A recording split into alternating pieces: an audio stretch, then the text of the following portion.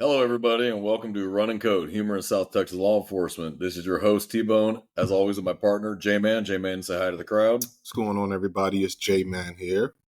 All right. Well, today we should have another funny show for you. For those of us who've listened to us before, they know we're all about finding the funny in law enforcement because there's plenty of it to be seen. Plenty. J-Man, what is today's topic? So today's topic, we're just going to talk about calls for service and our favorite, the funny call for service. Because we got to keep the funny here. Yeah, calls for service. So anybody who's listening has been a police officer, probably started out as a patrolman, knows that in patrol, it's not like the movies. It's not police chases and fights all day long. It is 10 minutes of fun, 3 hours of paperwork over an 8 to 12 hour shift where the majority of the calls we get have absolutely nothing to do with law enforcement, but they still call us anyway because they either A, bored, and B, have access to a phone. You combine those two, let me call the police. So that is what we're going to talk about today is the funny calls for service we get that honestly, majority of the time have nothing to do with us. Oh, yeah. It fills your shift, though. It does. If we were able to do solely just police work for 9 hours, we might actually get some stuff done in a shift. Instead, honestly, folks, this is what we spend the majority of our time listening to now. For those that are officers or listening to us already know this. For those of you that don't, that aren't cops, this might be an eye-opener for you, what we actually deal with on a day-to-day basis. That you ask yourself the same question we asked. Why did this person call for that? Of course. So today that's what we're going to talk about. So I'm going to let J-Man lead it while I enjoy my coffee. J-Man, take it away. So I think one that immediately came to mind, just throwing the topic out there, I remember a guy called us to apologize because he called too much. So, and normally when he calls to report that he's hearing loud banging and large noises. And this was during my dog watch shift. The loud noises and banging was the garbage truck. So he heard the garbage truck lifting up a garbage bin, and there's where the boom, clang, and whoosh, all the noises. And he would call at least 4 times within a 20-minute period, 4 to 5 times. And then he would call one day to say, hey, I'm sorry I called so much the other day. And he did this for a month straight. and nobody charged him with abuse of the 911 system, huh? Well, no, he didn't use abusive language. There's nothing wrong or illegal about calling the police too many times, but that doesn't mean we have to listen to you. So unfortunately, being the cops, we get calls for service. We can't just tell people, no, I'm sorry. Because we're public servants, for those of you that don't understand, we still have to respond to that call. No matter how stupid we may think it is, for somebody else, it's important. And it's easy for us to denigrate that person or make fun of them. But at the end of the day, they are citizens that really don't understand how law enforcement works and thinks that we are the fix-all to everything. Yes. So as much fun as it is to make fun of them, they don't know. They don't understand. And a lot of times this is solved when you talk to them and explain to them, look, that's not law enforcement, but let me find you a resource. Well, I found that kills a lot of problems. If you just find them a resource, like, it's an issue with the garbage can. Well, let me give you the number for waste management. You can talk to them. It's all too easy to go in there and mock them and make them feel 2 inches tall and erode some of that trust. But honestly, you do wonder what goes through people's mind when they pick up the phone. You have the world's greatest repository of human knowledge at your fingers. You have a smartphone in your hand. Yep. But your first thought and only thought is, let me call law enforcement for something that has nothing to do with law enforcement. When I was training a rookie, we had a call for the guy called and said he had about 100 rattlesnakes in his metal shed. And I'm like, well, this guy's either mental or there really is 100 rattlesnakes in his shed and it has absolutely nothing to do with us. Oh, yeah. We got over there. It had to be at least 100 rattlesnakes in that shed. You smacked the side of it and it sounded like a symphony of rattles. And I was like, nope. I told my trainee back away. I said, no, sir, you need to call pest control. And the reason why he called us was because we're free. He thought we were going to come and just handle it for him. I was like, no, sir. No, 100 rattlesnakes is your problem. It's like a 1,000 IQ genius hack, but not really. Yeah, it was almost. It was. He missed the mark, but he tried. I call that 100 nope ropes. And have a nice day. If you get 100 armed gunmen in your shed, give us a call. Yeah. 100 snakes, call them up patrol. And so trying to explain to him that, no, we're not snake removal. You need to call someone for that. He baffled his mind that he would have to pay money. I was like, yeah, that's not our function. So that's just a small dose of what we get on a daily basis. You get the civil matter calls and honest to God, when I was a patrolman, and any listeners know I'm a traffic officer now, but I started as a patrolman like anyone else. Mm-hmm. You get the same call from the same woman every Friday afternoon Oh yeah. for the civil matter standbys, and they want to complain. They want a police report because their ex-husband was 5 minutes late dropping the child off. And I'm thinking, this is a very large metropolitan city, and if he was only 5 minutes late at rush hour to drop the child off, that's pretty reasonable. Oh yeah. But she wants a police report every single week that he was 5 minutes late dropping the child off. And he's coming from 30 miles across the county. And it's like, lady, actually, this makes you look bad. It doesn't make him look bad. It makes you look bad. But they want a police report? Not a problem. Oh yeah. But this may not help you. So it's stuff like that. It's, I mean, honestly, all day, you could go all day long on stupid calls for service that you just like, nobody's hurt. You know, what I used to tell people was this: are you in danger? Is anyone else in danger? Mm-hmm. Did I try to solve the problem on my own? Am I minding my own business? Right. If you can't answer any of those questions, like, did you even try? Oh yeah. Or was your first thought was, oh my God, let me pull a phone and call the police, instead of just mind your own business? Is anyone actually in danger? Is anyone actually hurt? No, let it go. I think they feel like they're going to get their nickel's worth out of the nickel they're paying you. Oh yeah. So we've met them. I pay your salary, folks. Paying your salary, folks. I've honestly never met one. See, I've met several, especially on traffic stops. I pay your salary, so therefore I don't deserve a ticket. See, and I've always wondered what I would tell someone if I've encountered that. And it's always just kind of a funny answer of like, well, technically, no. So my paycheck would say, said city that I work for, said, if I worked at a SO, SO being Sheriff's Office for the non-law enforcement listeners, said sheriff is actually paying my salary. If you want to be clearly technical, I'm self-employed because I pay my own salary. I pay my taxes, therefore I'm paying my salary. I mean, it's if we want to be technical, and that's not to throw a shade at someone, but hey, sometimes people like to get technical with us on traffic stops or with just in general contacts or calls for service. But they may not appreciate the being technical back. What I have told them before was, I'll give you an example of one we had. It was a civil matter. Very intoxicated couple wanted to complain about the husband's ex-wife, and we solved the problem actually for them. And it's like, well, we're going to take off now. Oh no, you need to stay. Well, no, man, we have other calls. We have to leave. And demanded that I stay for as long as she felt necessary because she pays my salary. Highly intoxicated woman, incredibly intoxicated. And I'm just staring at her like, ma'am, we solved your problem. You got what you wanted. You actually were in the right. We got you what you asked for. We're out of here. We have other things to do. And she just demanded I stand and listen to their life story about the ex-wife and all the problems they were having. And finally I just said, ma'am, we're leaving. And she hollered at us all the way down the driveway. And we got in the Tahoe, and I told my partner, I said, we're going to hear about that one. And sure as hell we did. She called the sergeant. The sergeant called me because apparently they both did. The husband and the wife called the sergeant, wanted to complain, but they were so drunk, the sergeant couldn't understand what their complaint was. So he called me and said, what's going on? I said, I have no idea what they complained about. They got what they wanted. And he said they were so drunk, I couldn't understand what they wanted. And so we stuff like that too. Alcohol is never a good combination when you get to pick up the phone and call law enforcement. Oh yeah, never. Because they have these drunk ideas in their head about what we're going to do for them. Oh, and yeah. It never matches reality. Like I've told people, I wish we could do the things people thought we could do. If we could actually do the things that people thought we could do, make up our own laws, arrest people solely on someone else's say-so over hurt feelings or imaginary slights.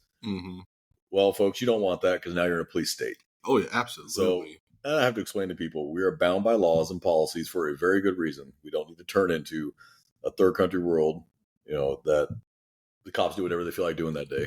And some people don't want to hear that. That's not what they want to hear. That doesn't fit in their mind how that should have gone, and they get mad. I'm like, well, I don't know what to tell you. It's one of those things. Yeah. So it's almost a pleasure as a patrolman when you actually get a real call for service that involves an actual crime. When the majority of your shift has been nothing involving law enforcement, they're bored and have access to a phone. Yep. Like, you have an actual robbery? Well, I'm all ears. Flip out your notepad. Let's get some details. Oh, yeah, yeah. Because it's an actual what you're actually paid to do. Yep, yeah. But it took me years to realize this. Doing exactly that, responding to those calls that we don't deem necessary, is what we're paid to do. Yes. And at the end of the day, if you were able to help them by either getting them a resource or something they needed, you know what? Maybe that wasn't the worst thing. It gave them some peace of mind. Maybe they think a little more positively towards us than negatively, because we still helped them, even if it's something. And I've had to use that approach. You know, when I was a rookie, my answers were probably not politically correct to these people. Mhm. And when I became more senior officer and then a field training officer, it was like, it doesn't cost anything to be polite. Yep. It can cost a whole lot to be rude. Oh, So it's just, well, ma'am, we don't do that, but let me get you a resource. Yep. And I'll pull out my own phone, the same smartphone they're holding in their hand, and find the information and go, man, this is what you're looking for. And 99 out of 100, that works. Yeah. They go, okay, I'm sorry, I didn't know. And hey, not a problem. You have a good night. Would I like to say something nasty? Yes, I would, because I felt like they wasted my time. But did it give the citizen a peace of mind? And are they going to complain? Hey, solve the problem. Moving on. Yeah. And that's I will just mean to interject, but it's that public servant part that is a part of our job function. I think it's good that we wear so many hats in a way. I guess the public just assigns them to us. Maybe we should have less involvement in some of the hats that we wear. Like, we should be able to take it off after like X amount of seconds or what have you. But this still helps to humanize the badge. I'm pretty sure you've heard that phrase before, right? And I absolutely agree with that. It shouldn't be where we're just a bunch of automatons, because I've heard people that say, well, you should just do your job and move on. Do you really want that? Because I don't know if people Nobody really wants a robot. want a robot, right? Yeah, I wouldn't be comfortable with that. Then you have officers who just do their job and do their job only, but then that's always seen as a problem when it's time to be a little bit more human. So, no, I think, like you said, these calls, while they do waste time and the resources could be well spent somewhere else, I mean, if we still have to take them, because if we don't take them, then who else is going to take them? The answer is nobody. No, and nobody wants a Joe Friday just the facts in the robotic voice. We have to show that we're human too, and we may wear a badge and we may wear blue or tan or green or whatever color your agency wears, but at the end of the day, we're still human beings, and we have our own life experiences, and we try not to bring our own personal issues to work. We're in front of a concerned citizen, representing our agency. Inside, you're screaming, "Why are you wasting my time?" You just kind of want to just reach out and just not even smack them, just kind of flick them in the forehead. Go, dude, think. But they get funnier. I mean, there's a cat in the tree. Okay, if the cat got up there, the cat will get itself down. Oh yeah, cats are cats. They can get up and down. Put some food out. Go inside. Trust me, they'll come down when they get hungry. But they demand we do something. Well, I'm not climbing in that tree. I'm not getting myself hurt going on light duty because of your cat. If it got up there, it will come down. Or I have a bird's nest in my tree and the birds are chirping. Okay. And what is it you'd like me to do about that?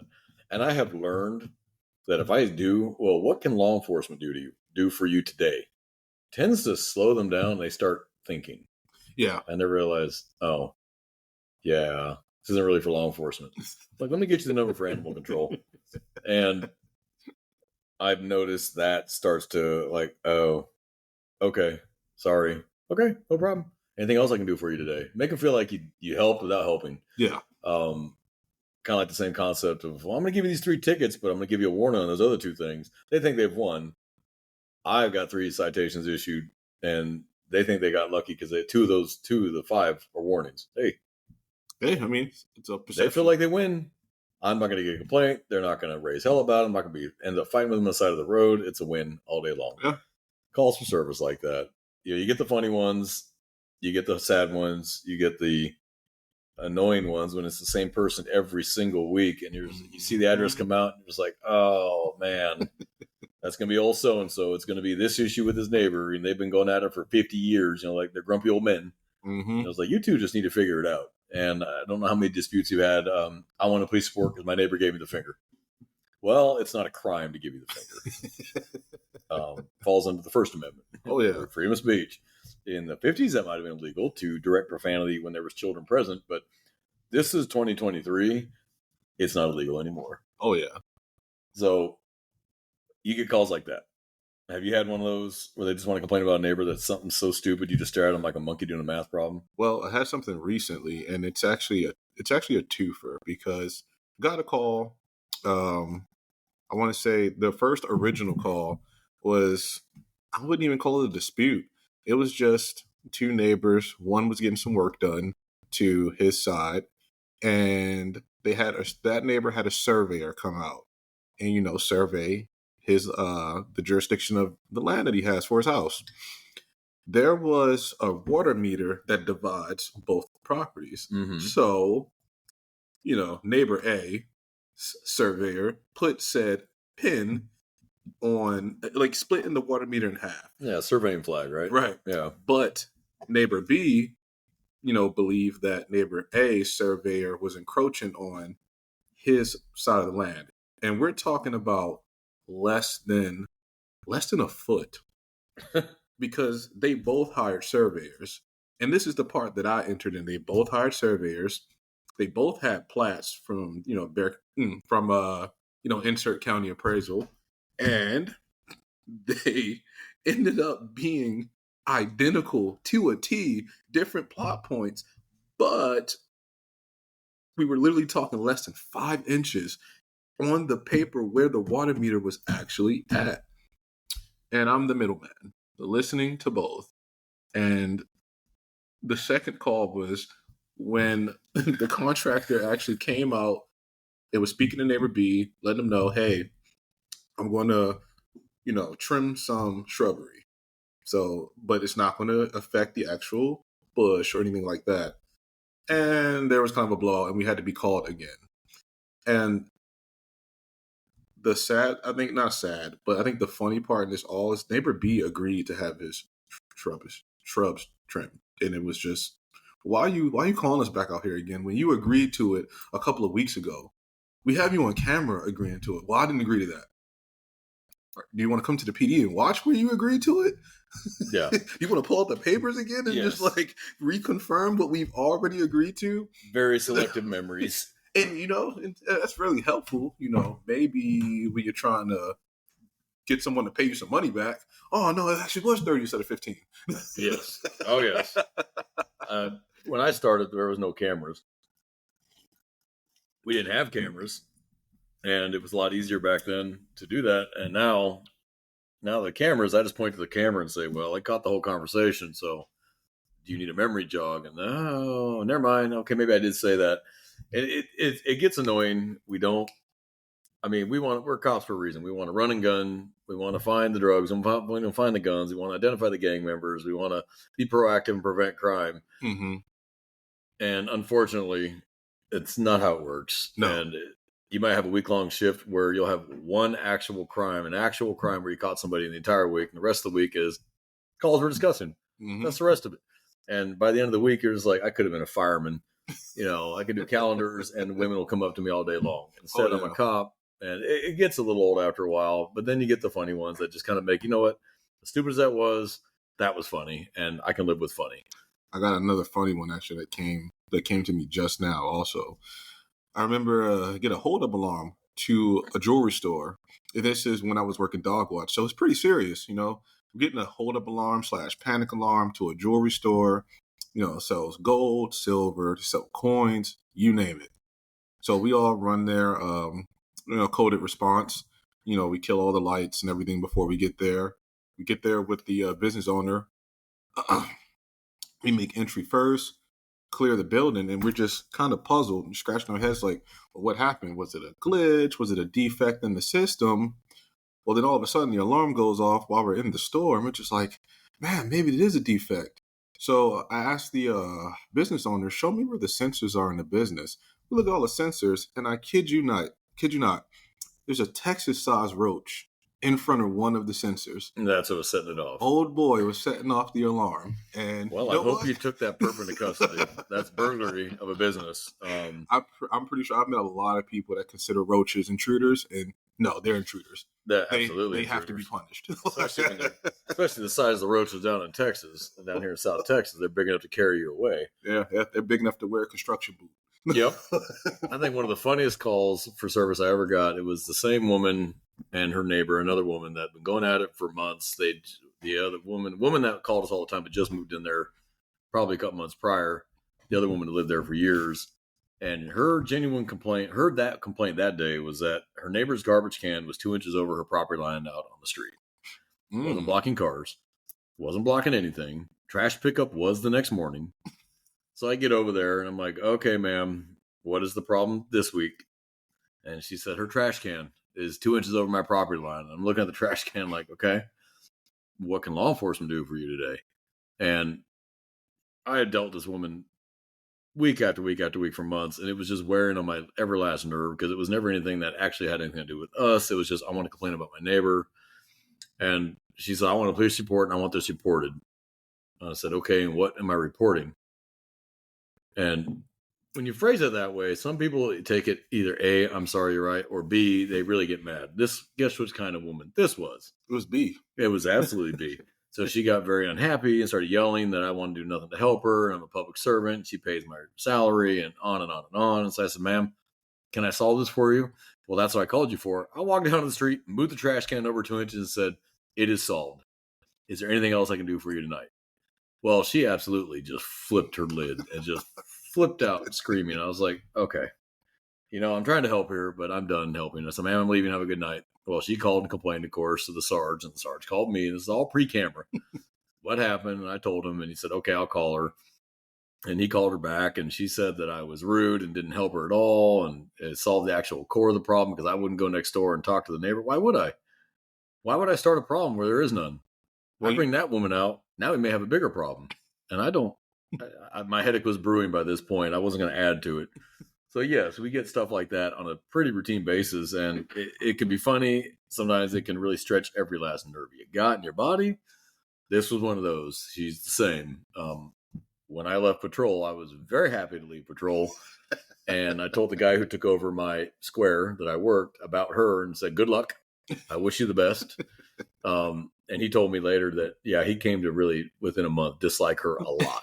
And unfortunately, we can't block her number. She's still a citizen. Oh, yeah. But you just want to call him and ask a sergeant to kill that call every time you see it come out. Like, Sarge, please kill this.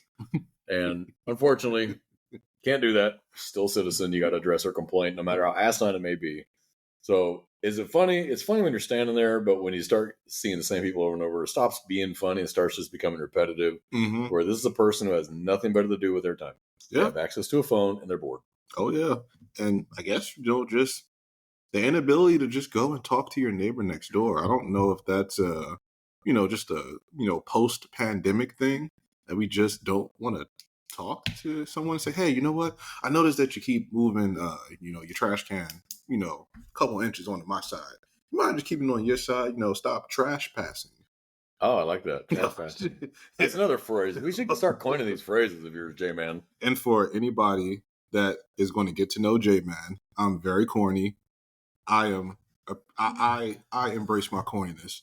You either going to like it, love it, or not like it, but you will hear a bunch of corny one-liners coming from me all day, every day. I don't know. You pan for enough gold, you'll find a nugget here and there. So I like that one. Trash passing. I'm gonna use that one. Corn nugget.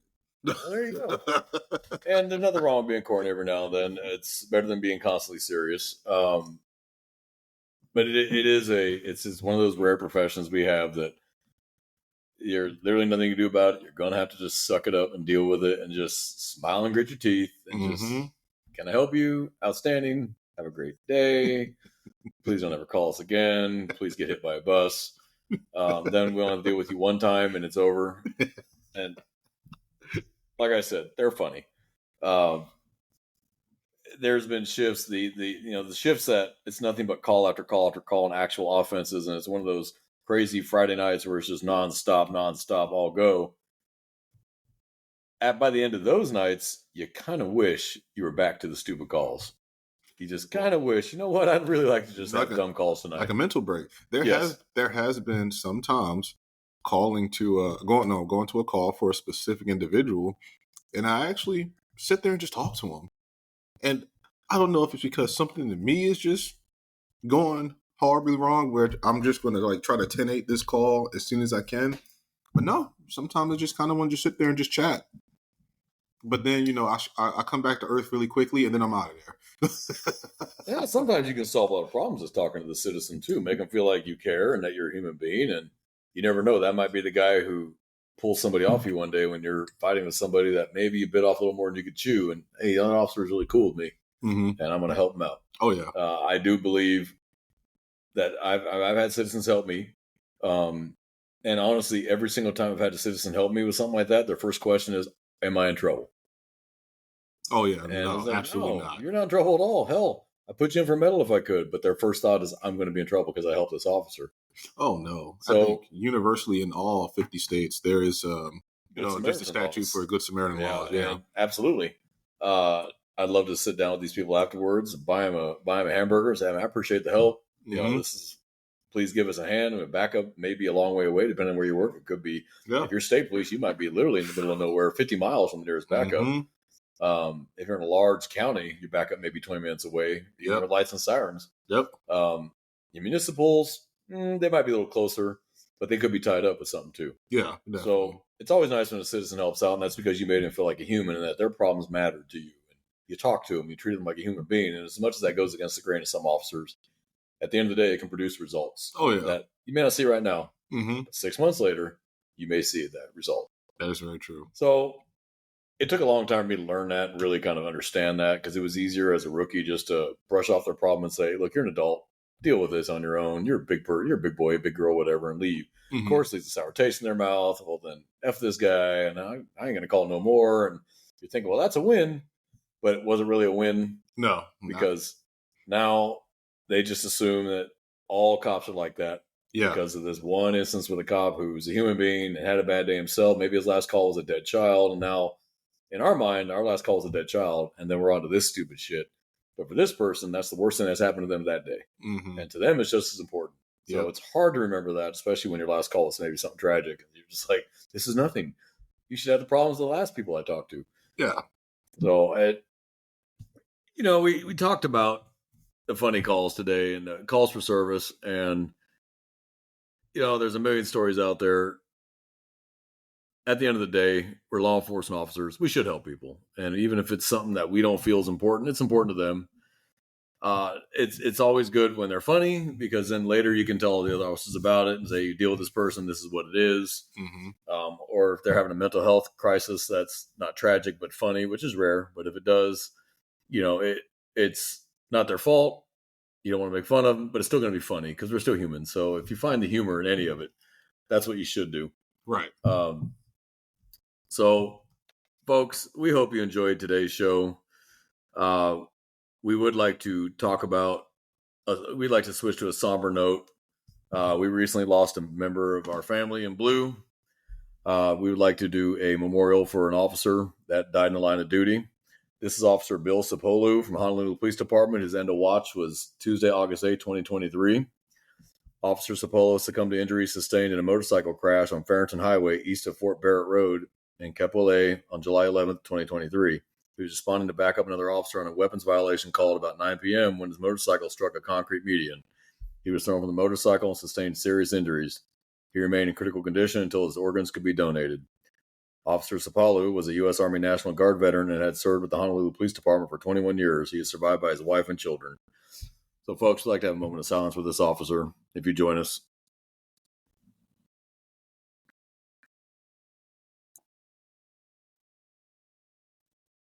All right, folks, we do appreciate you joining us on that one. As always, it sucks to lose a member of our family in blue. Maybe an officer we never met, but he's still an officer nonetheless.